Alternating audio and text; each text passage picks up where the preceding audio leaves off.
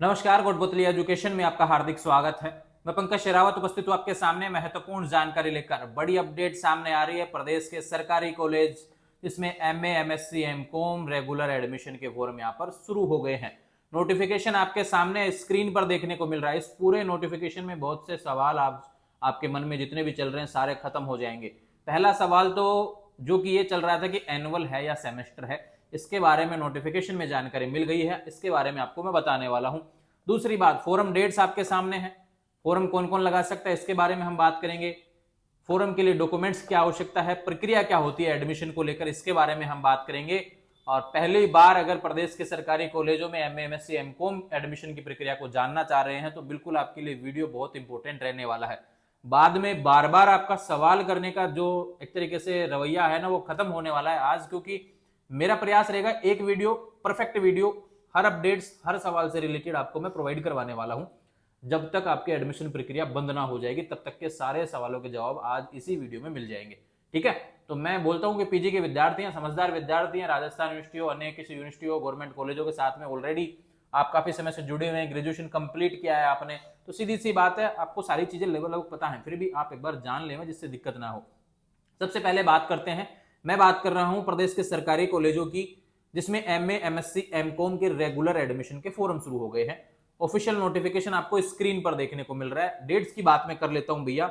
Dates इस प्रकार रहने वाली हैं कि पहला जो नोटिफिकेशन, पहली लाइन जो दी हुई है, पहला पॉइंट है, इसमें क्या बोला गया है, 11 अगस्त से आपका फॉर्म शुरू होगा, 22 अगस्त तक आपके फॉर्म भरे जाएंगे। ठीक है, ये प्रदेश के सरकारी कॉलेजों में MA, MSc, MCom first year admission की बात हो रही है।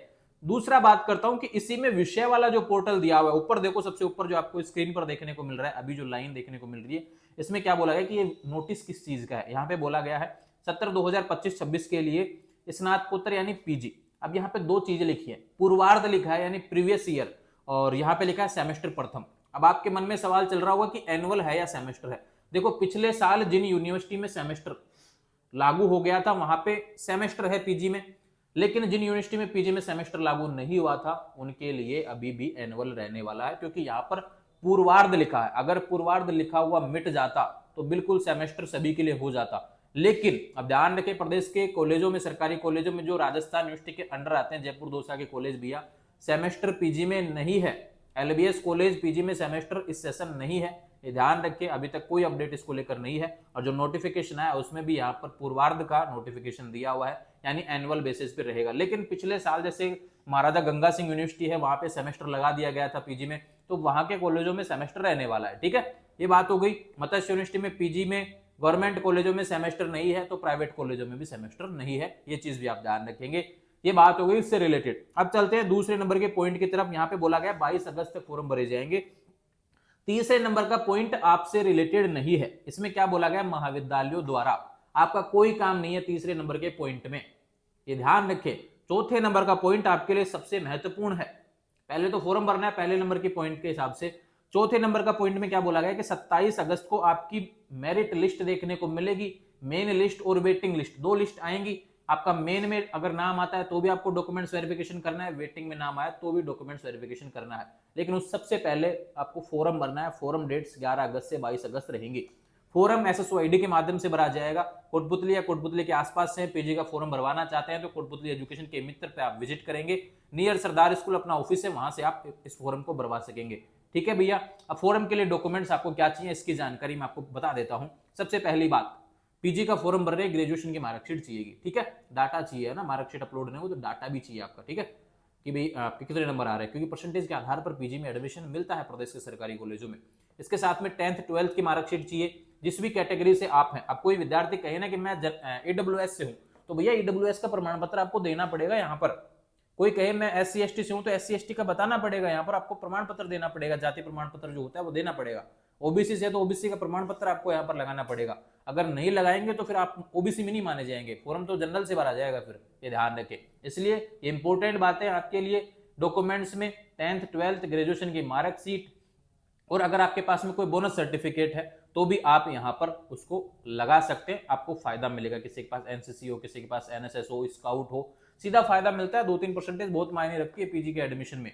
50-60 लोग पीछे रह जाएंगे अगर उनके पास कोई सर्टिफिकेट नहीं है। आपके पास है तो बहुत मौका मिलेगा, इससे फायदा मिलने वाला है। ठीक है, ये बात होगी। इससे रिलेटेड एक बैंक की पासबुक भी चाहिएगी, ठीक है भैया, ये जरूरी है। और आधार कार्ड चाहिए, जनाधार कार्ड चाहिए, खुद का मेल आईडी होना चाहिए और फोटो साइन होने चाहिए। ये सभी जानकारी आपके पास में अवेलेबल करवा दी है। और ध्यान रखिए जब लिस्ट आएगी तब बातें कर लेंगे, बाकी चौथे पांचवें छठे नंबर के पॉइंट बाद की बात है, क्योंकि फॉरम डेट्स वगैरह बढ़ती रहती हैं तो ये शेड्यूल बदलता रहता है। लेकिन अभी इंपॉर्टेंट चीजें क्या है, फॉर्म भरना है सबसे पहले काम। फॉर्म जब भरेंगे तो बाकी उसके बाद में चलेंगे दूसरे तीसरे चौथे पांचवें छठे नंबर के पॉइंट पर। पहले फॉर्म भरना है भैया आपको 11 अगस्त से 22 अगस्त तक। पीजी में एडमिशन लेना चाहते हैं, ग्रेजुएशन पास आप होने चाहिए। प्रदेश के सरकारी कॉलेजों में एडमिशन का नोटिस यहाँ पर आ गया है और एनुअल बेसिस पे रहने वाला है। जिस यूनिवर्सिटी में पहले पिछले साल पीजी में सेमेस्टर लागू हो गया था वहां पे सेमेस्टर रहेगा, लेकिन राजस्थान यूनिवर्सिटी, मत्स्य यूनिवर्सिटी, यहाँ पर इनके जो गवर्नमेंट कॉलेज प्राइवेट कॉलेज है यहाँ पर सेमेस्टर नहीं है, एनुअल है। और गवर्नमेंट कॉलेजों का फॉर्म है, प्राइवेट कॉलेजों में तो डायरेक्ट जाके एडमिशन लेना होता है, ठीक है भैया।